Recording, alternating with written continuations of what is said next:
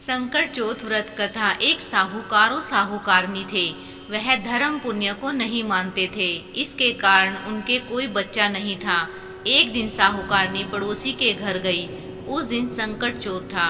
वहाँ पड़ोसन संकट चौथ की पूजा करके कहानी सुना रही थी। पड़ोसन से पूछा, तुम क्या कर रही हो?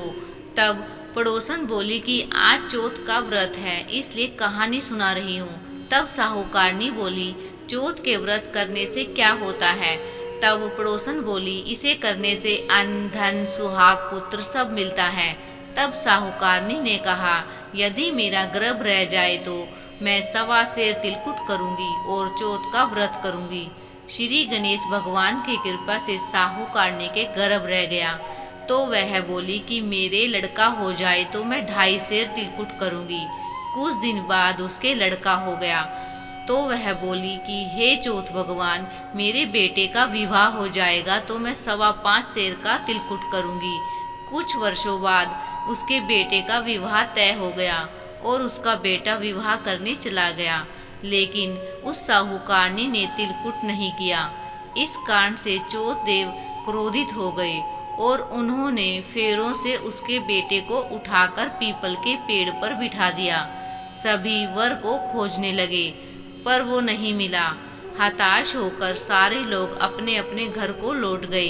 इधर जिस लड़की से साहूकारनी के लड़के का विवाह होने वाला था, वह अपनी सहेलियों के साथ गणगौर पूजने के लिए जंगल में दूब लेने गई। तभी रास्ते में पीपल के पेड़ से आवाज आई, ओ मेरी अर्ध ब्याही। यह बात सुनकर जब लड़की घर आई, उसके बाद वह धीरे धीरे सूख कर कांटा होने लगी। एक दिन लड़की की माँ ने कहा, मैं तुम्हें अच्छा खिलाती हूँ, अच्छा पहनाती हूँ, फिर भी तू सूखती जा रही है, ऐसा क्यों?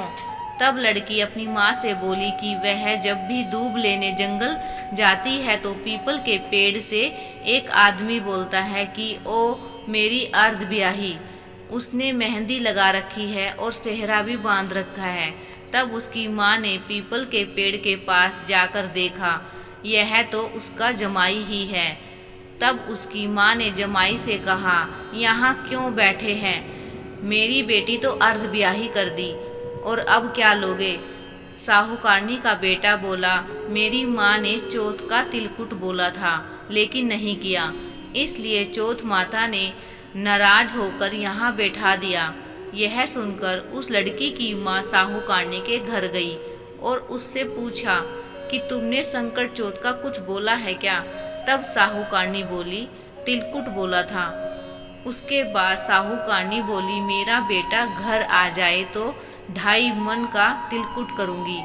इससे श्री गणेश भगवान प्रसन्न हो गए और उसके बेटे को फेरों में लाकर बैठा दिया।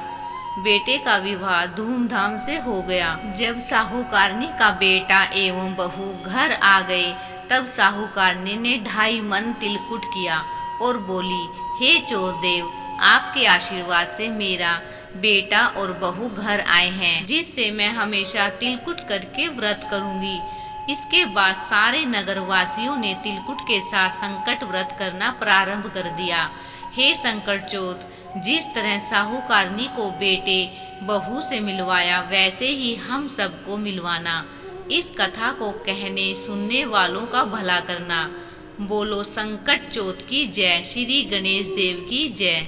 आई होप आपको ये वीडियो अच्छी लगी है। अगर अच्छी लगी है तो प्लीज़ चैनल को सब्सक्राइब कीजिए, लाइक कीजिए और कमेंट्स कीजिए। मिलते हैं नेक्स्ट वीडियो में।